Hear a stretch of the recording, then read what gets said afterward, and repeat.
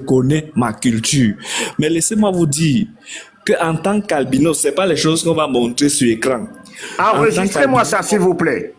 En tant qu'albinos au Cameroun, dans ma propre culture, on a voulu arracher mes cheveux pour aller faire de la sorcellerie avec en disant que non, mes cheveux vont servir à guérir. Il y a un homme dans mon propre village qui m'a dit, je peux prendre tes cheveux, je te donne 300 000.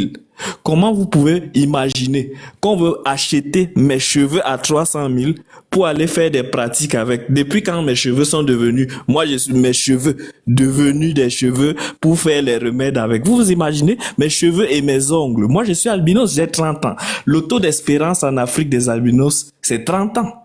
Ma congrégation m'a dépêché de l'Afrique pour m'envoyer ici, non seulement à cause de ces questions-là, mais aussi pour fuir le soleil. Ça, c'est la première des choses. Au Cameroun, Diana pourra témoigner. Quand je suis allé au Cameroun, au nord du Cameroun, parfois, les gens, on l'appelle Ngengeru, on me donne les noms comme Ngengeru, on me donne des noms comme blanc raté. Est-ce que c'est la religion qui demande ça? Parfois, c'est des noms qui viennent de la culture Ngengeru. Ça veut dire quoi? Pour ceux qui savent, ils sauront ce que ça veut dire. Moi, je ne suis pas nordique, je ne sais pas. Oui, ou bien ils appellent même que Boubankani. C'est comme ça qu'ils font. Voilà. Oui. Ces noms-là, vous pensez que moi, je ne suis pas un être humain? Est-ce que c'est la religion qui a demandé aux gens de stigmatiser les albinos autant? On raconte des choses sur les albinos, que non, les albinos disparaissent, les albinos font ceci. Moi, je suis albinos, je ne sais pas quand est-ce que je vais disparaître ou pas. Tout ça, c'est écrit où ça vient d'où? C'est stigmatisant. On a peur des albinos comme si on n'était pas des êtres humains, alors que je ne sais pas si j'ai déjà fait du mal aux gens. J'ai une sœur ici qui est en France.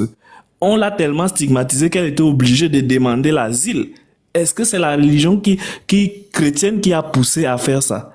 Et s'il vous plaît, le corps d'un albinos peut aller jusqu'à 60, ça peut aller jusqu'à 60, que je regarde les chiffres sur Internet, ça peut aller jusqu'à 61 000 $. Le corps d'un albinos. Et les gens nous volent, les gens nous tuent, les gens nous cherchent pour des rituels. Et on a des croyances sur nous que nous-mêmes, on est dépassés, on ne sait pas où ça sort. Tout ce qu'on dit sur l'albinos en Afrique, moi, je n'ai jamais vu ça chez moi. Hein. Tout ce qu'on dit sur l'albinos en Afrique,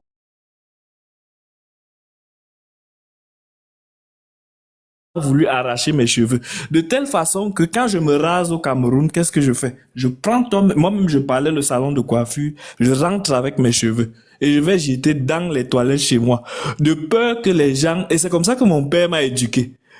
J'ai arrêté ça depuis que je suis devenu religieux. J'ai dit, vous faites ce que vous voulez avec, de toutes les façons ça ne va pas marcher, mais c'est ce que j'ai vécu.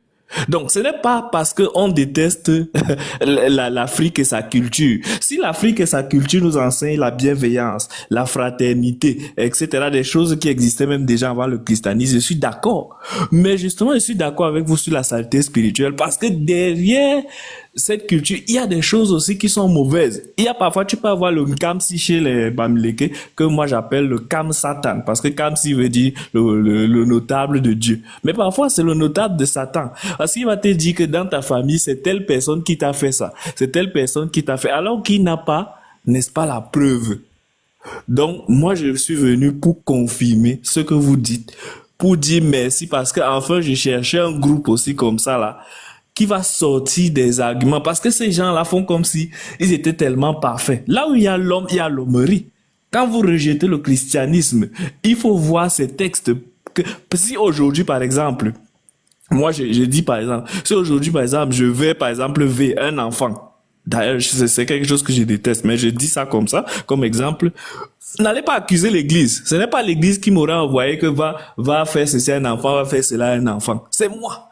Et c'est avec ma mauvaise éducation et avec ma mauvaise, là où je viens, qui va est-ce que c'est l'église qui envoie les gens voler? Est-ce que c'est l'église qui envoie les chefs d'État, par exemple, faire ce qu'ils font dans le gouvernement, ne pas développer leur pays, etc. Donc, moi, je dis, là où il y a l'homme, il y a l'hommerie. Et il faut savoir garder le bébé quand on veut jeter l'eau du bain. Je m'arrête là. Merci beaucoup. Merci, frère. Vous savez, vous êtes le bienvenu sur ce panel et dans ce groupe. Pourquoi? Ce groupe est constitué, je vais vous dire, en majorité des religieux. Mais nous sommes pour la plupart, nous sommes plus, il y a beaucoup plus de musulmans, mais il y a des chrétiens avec nous. Il y a également ceux qui ne croient pas. Mais nous sommes tous dans un combat contre ceux-là qui disent que le problème de l'Afrique, ce sont les religieux, donc les catholiques et les musulmans, et qu'il faut qu'ils dégagent du continent. Au début, nous avons voulu discuter avec eux, échanger sur la question, leur apporter des preuves que ce n'est pas le cas, c'est plutôt le travail, la gouvernance et autres. Ils n'ont pas voulu comprendre et nous avons compris que là, leur objectif était de s'attaquer aux religions abrahamiques et nous avons donc décidé d'être l'opposé de ce que eux ils font. Et d'être la réplique plutôt, excusez-moi, la réplique parfaite de ce que eux ils font. Et donc nous avons commencé à nous attaquer à leur religion et démontrer que leur religion est très sale. Et que si nous avons gardé le silence, c'est tout simplement parce qu'on ne voulait pas en arriver là. Mais ils nous ont poussés, ils nous ont provoqués et nous avons lancé l'opération Zéro saleté spirituelle où nous allons dénoncer toutes ces pratiques malsaines que nos ancêtres dignes ont délaissé pour embrasser les religions parce que avec ces pratiques, ils ne s'en sortaient pas et nous avons décidé de parler de toutes ces pratiques qui aujourd'hui étaient tabous. Donc ici, on balaie